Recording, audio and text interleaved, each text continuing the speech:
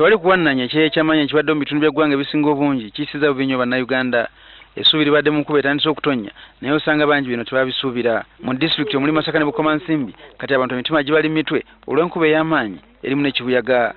Enkuba yatandise okutonya ekiro ekikeesezza olwaleero yakusizza nnyo abatuuze mu ggombolola y'Ekibinga mu disitulikiti y'e Bukomansimbi ssaako kya Namukaaka mu disitulikiti y'e Masaka. Amayumba mangi obusolya bwatikkuse era ng'abantu basuze bweru. Era wano ndi wa muliraanwa gyabikubye n'ekiyungu kye kikeera okirengera nakyo yakikutteko ekitundu. Kibuyaga yasoose nga mungi nnyo ng'owulira wabweru ng'emyasa ebimyaso nga bimyasa. Emmere y'abantu nnyingi eri ku ttaka so nga embuyaga yabadde kunta n'emiti teyagirese waggulu. Abatuuze kati baagala gavumenti bajune mu ngeri y'enjawulo kubanga bwe baba babadde bawa ku kyokulya mu biseera ebyekyeya ate kati embeera ekyuse.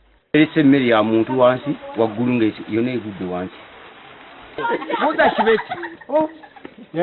Kama mubaka tuwaje sana. Njale kuluma tone. Omubaka abafuye ku ngoye. Ajuwe fena byonna njala.